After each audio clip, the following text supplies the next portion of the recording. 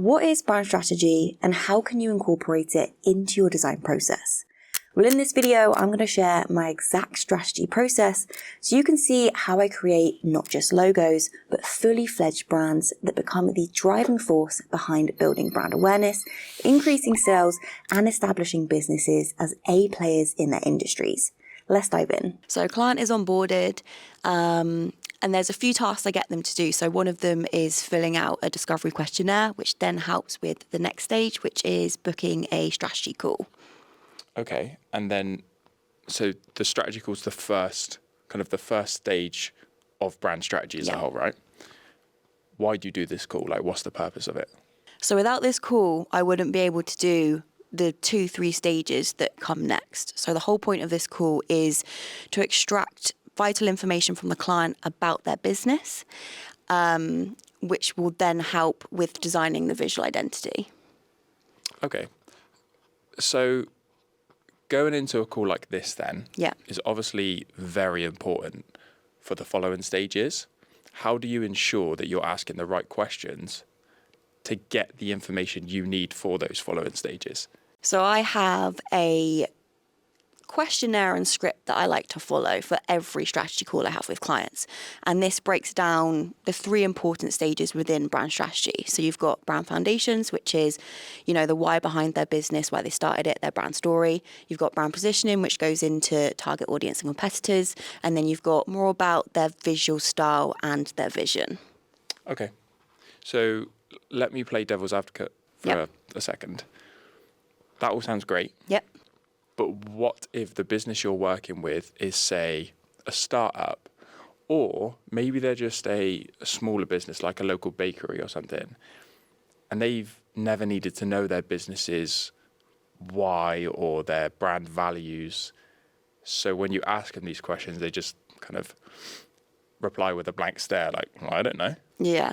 I think with those sorts of clients, it's about spending more time digging deeper. So continually asking why, or, rephrasing a question instead of saying like, oh, what's your purpose and driving force? It's like, why did you start the business?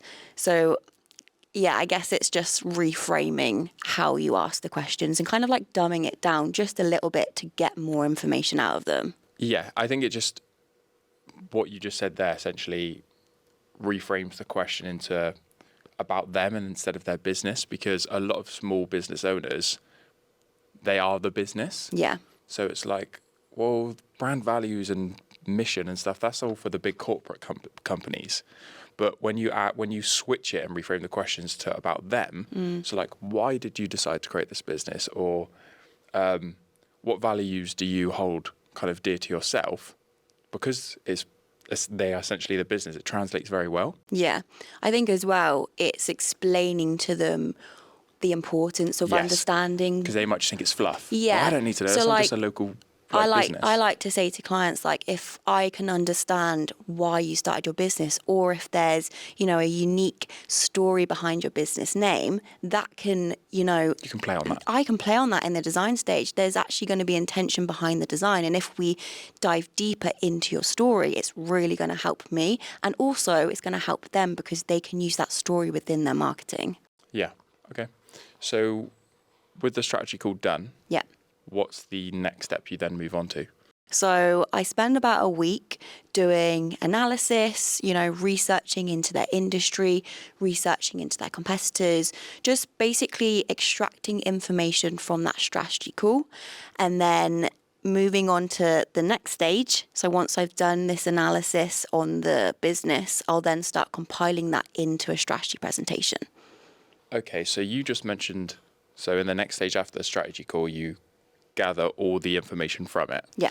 Do you then record the strategy call so you can go back?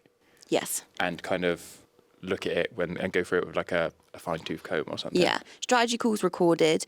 And as I mentioned, I follow like a questionnaire and script during that call. And on that call, I also write down all of the information that they're giving me. So when I am doing that research and analysis, I'm extracting things from that strategy call and obviously watching it back, and just like looking through it and seeing which bits of the information they've given me can help with designing the visual identity. Okay, so you also mentioned that you do further research into the industry. Yeah. So whether that's their competitors, target audience, and like the buyer's journey, for example. Yes. Why do you do that? So you've just got all of this information from the client. Why do you then need to go and do even more research? I'm going to pick competitor analysis as like one of the options. So with this on the call, the client will give me some of their competitors, but they might not have done research themselves into them and understand what makes them different from competitors. So I then go away and do analysis into like their top 10.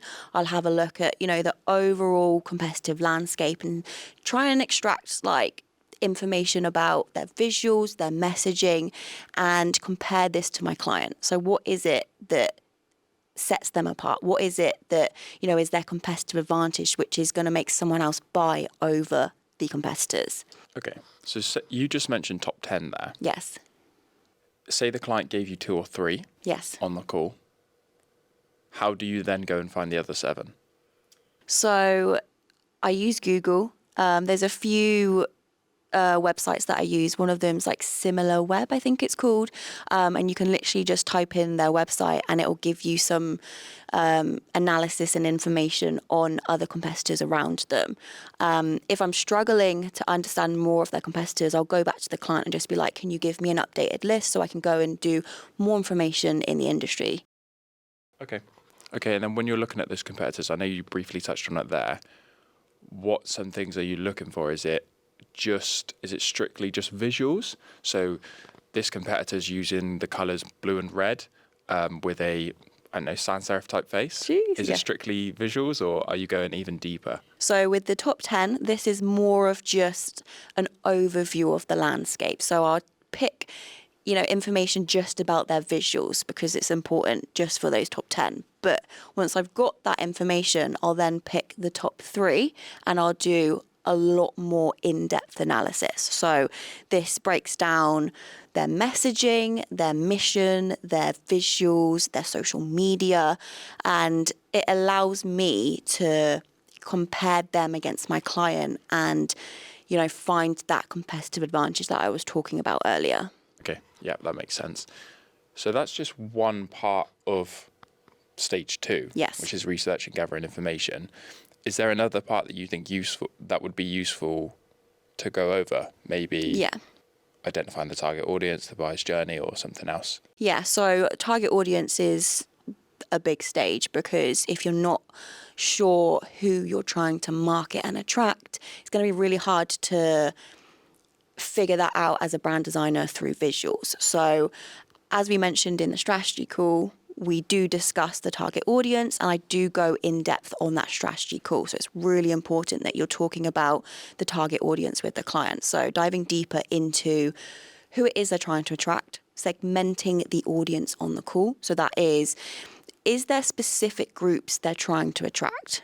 So this could be gender, this could be likes and dislikes, this could be, actually... Age? Yeah, so segmenting them into specific groups because then you can understand how you can market to those groups. So a perfect example, if we go back to the local bakery, Yes. for example, because I don't want to give examples where it's like these Fortune 500 companies or something like these huge corporations, because the majority of people watching and kind of us included, There's a lot more. we're not going to be smaller. it's going to be smaller businesses we find ourselves working with. So like the local bakery, two different audiences that spring off come to my mind straight away would be like the morning construction worker that goes in for a cup of coffee and like a pasty or something. Yeah. To the US viewers, they might not know what a pasty is. It's like a pastry thing. And then the other kind of demographic, which is completely different, would be the elderly. Yes. They'll probably stroll in at like 10 o'clock and get a nice cake or something. They've got their routine. They might go there on a specific day. And there's two completely contrasting Yes. there. And obviously in this, correct me if I'm wrong, Go on. you do have to make a few assumptions. Yes. So for example, with the morning construction worker, you would guess the majority are going to be male, Yeah. because that's how it the tends to fall industry. statistically. Yeah. And then so like that's one indication. Yeah. The age range could be wide. It could be between like 20 and 60. So Yeah. a wide age range, couldn't it? Yeah. And then with the other demographic, gender's probably equal, Yeah. isn't it?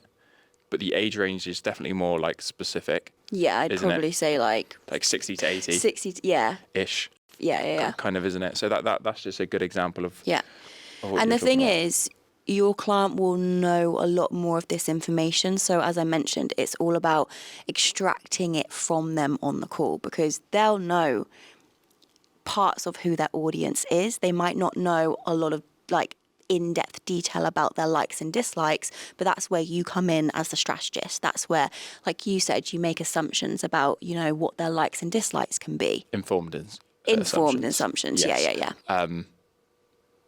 And so I think one of the main takeaways so far from all of this is getting good at reframing questions so they can give you the answers they need. Because you might say to that local bakery, what's your target audience? They're like, well, I don't know. Everyone comes in. Yeah. It's like, okay, describe to me in detail one of your regulars. Yeah. And then you can start to paint a picture. Okay, describe to me in detail another one. And then because do you know what I mean? It's like, it's reframing it, and they're like, okay, yeah, that's easy. I know Bob. Bob comes in all the time. Yeah, he's my regular. Exactly. He's always got paint all over him and stuff because he's a handy man. And then it's you're like, diving deeper into that specific person. Yeah. Yeah. Okay, so just to recap, after onboarding the client, Yep. the first thing we have is a strategy call. Yep. And in this strategy call, the aim is to kind of extract all the important information about the business from the client. Yep. Right? We take this information in the second stage, and then we build on it by going and doing our own research in the industry. And that would look at competitors. Competitors and target audience. And then, that moves us on to stage 3. Yes? Yes. Okay. And what does that involve? So stage 3 is all about compiling all of this information that you've got into a strategy presentation. So this presentation is going to act as a guide and as a plan for your client's business going forward. And it's also going to act as a plan and a guide for you as the designer going into the design stage. Okay, so with that then, you've just basically described all the information you've gained in the last 2 stages. You've then put in a brand presentation. But where were you keeping all that information prior? So like when you come to put the brand presentation together, where have you then pulled all that information from? Because I know we spoke about in a previous episode kind of how we're big on systems and processes, and it helps keep stress low and organization high. So how are you keeping this process organized? So I actually have an internal project management system, which is only just for me.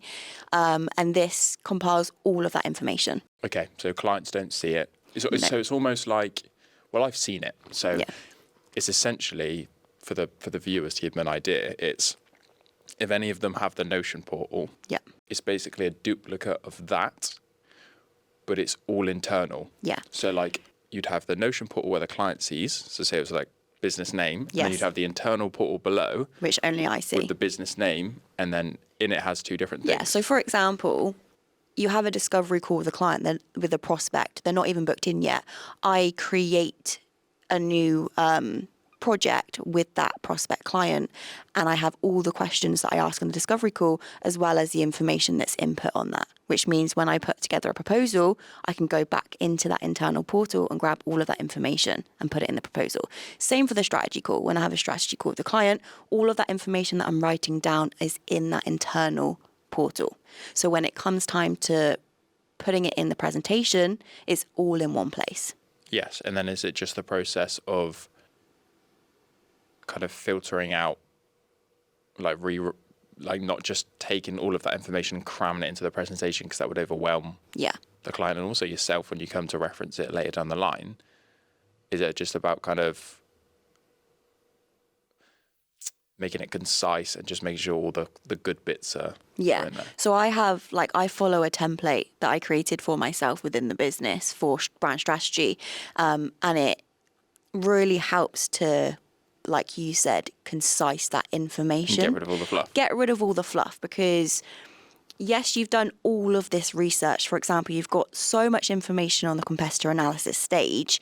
If you were to input all that information into the presentation, it's going to overwhelm the client. The client probably doesn't have the time to read all of your analysis. So what you've got to do as the designer and the strategist is extract the most important information, which is going to inform the client on your decisions going forward. Yes, and also there's loads of information. It'll overwhelm them, and then they'll never take action on anything. Yeah. So if you've done work to put in to identify their brand's voice and personality, if they're not going to read it because it's like 3-4 pages long, it's pointless. So you need to keep it concise. So like, what can I have a quick glance at? Yeah. A great way you do this, and people who have purchased the strategy template will know, is in the, is it voice or personality one? The slider. Personality. That slider, a business owner can quickly look, okay, yep, I remember that I'm more happy-go-lucky and less serious, or something like that. So then that quickly informs them when they're writing some copy for a social media post or something. It's just a quick glance. Yeah. And they can go. Yeah. Like the competitor analysis stage, I like to break this down into 3 key areas. Is this in the brand? This is in the brand strategy presentation. Okay. So imagine you've got all this analysis on competitors. Like we mentioned, it's overwhelming for the client. So I break this down. So I do it in strengths and weaknesses. So what are the strengths of this competitor? What are their weaknesses? And that means it's very concise. You're picking the most important things from that competitor. And then another stage on that page is just basically trends and patterns I've noticed. So is there messaging or copy or a colour that's being overused? Is that a trend that's happening within your industry? That way the client can look at it without being overwhelmed and notice, oh, okay, I get it. There's an overuse of green in this industry.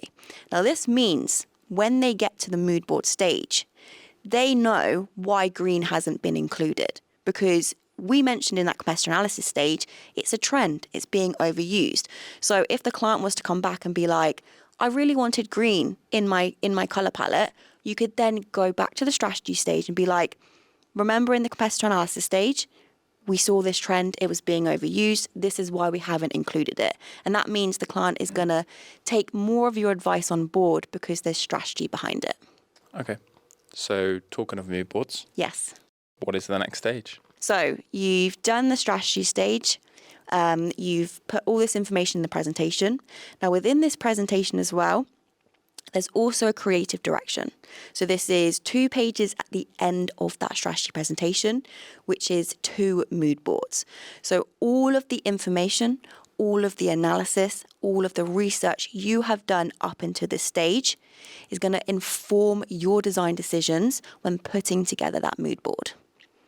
Okay, so essentially, once that's done and you present it to the client, yes, they could read the presentation. They go through the presentation backwards. They could see the mood board and then you'd be like, okay, what's the thought process behind this? And if they go back through the pages, they'll then understand it. Exactly. Like you were just talking about the color palettes. Yes. They'll be like, okay, yeah, now I get why there's no, I don't know, every coffee brand in the industry uses the coffee color, like the cream color. Okay, I get why we're not using that, or I get why we're using a variation on that. Yes. Okay. I think it's like a massive part of strategy, especially as a brand designer. It shows your expertise, and clients are more likely to listen to your design decisions and your creative direction and the thing that you're proposing to them when you actually have strategy behind it.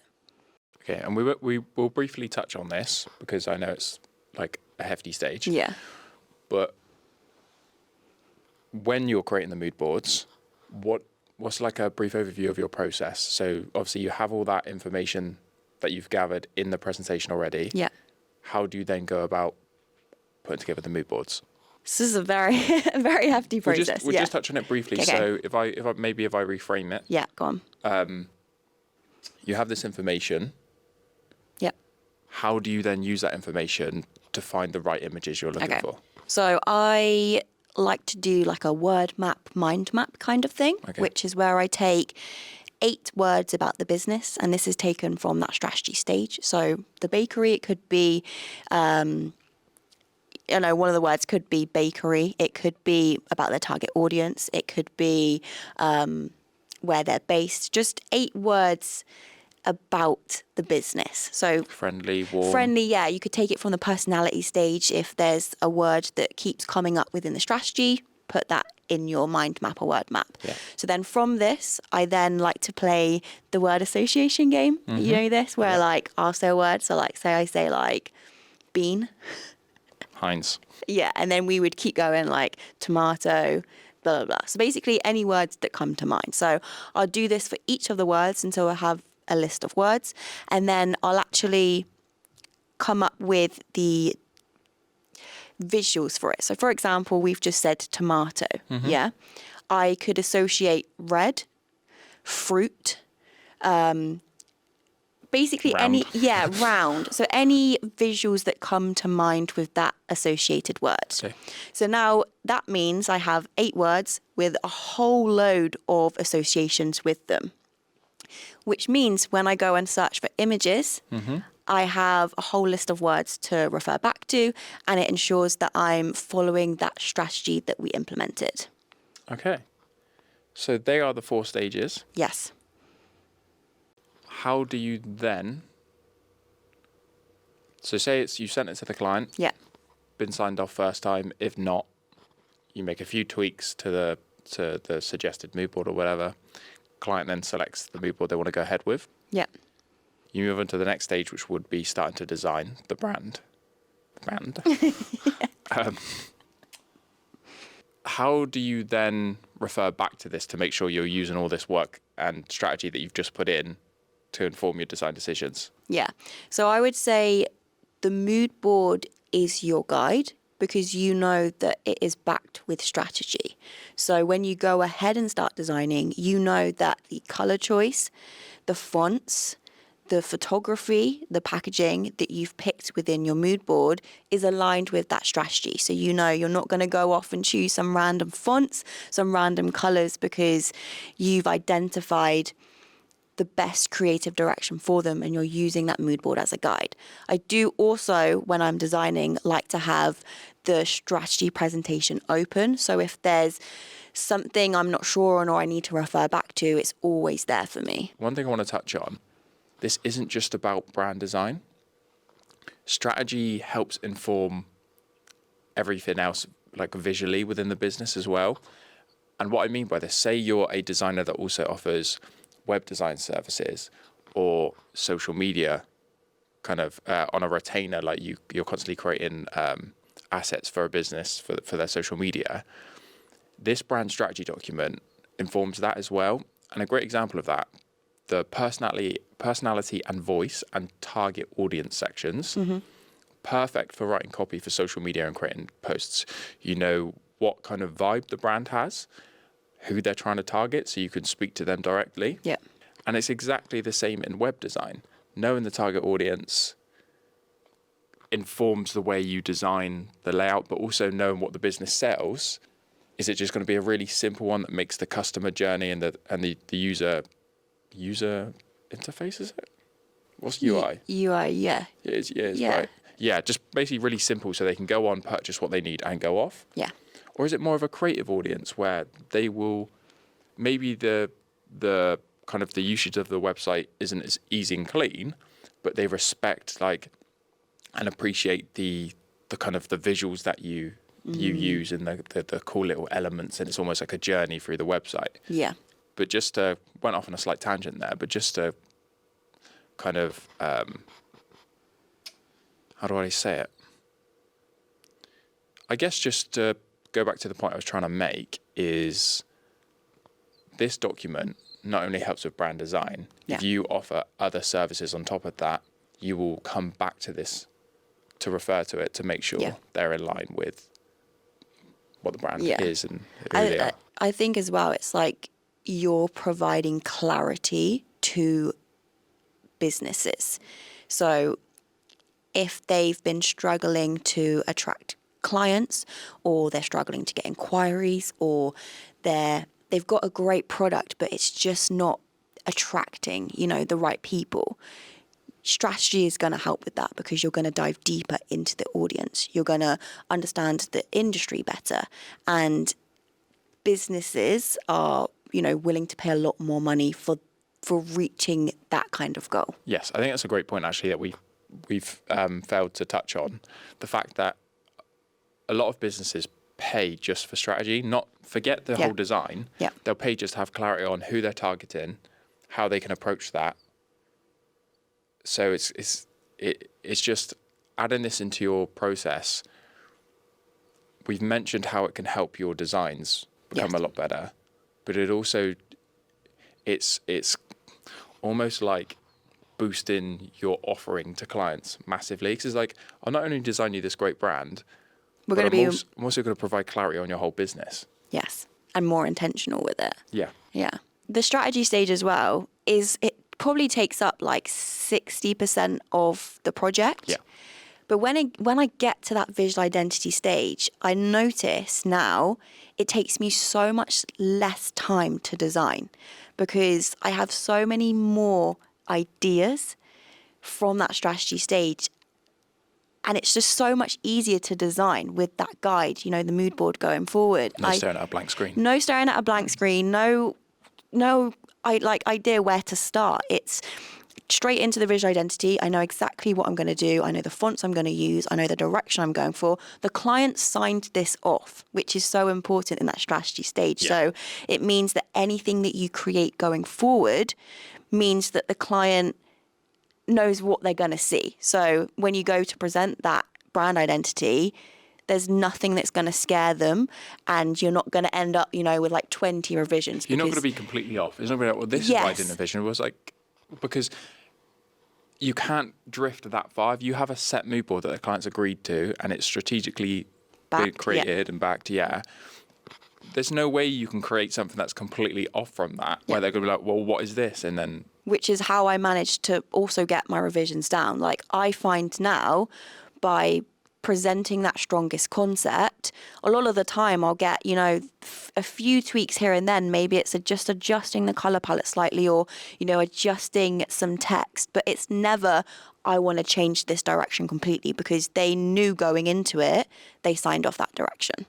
Yeah. So if there's one takeaway for the viewers, it would be do the work up front and reap the rewards after. Now, you've just seen me explain my brand strategy process, but if you want to witness it in action, check out this video where I break down how I used this process when designing a brand for a Las Vegas cafe.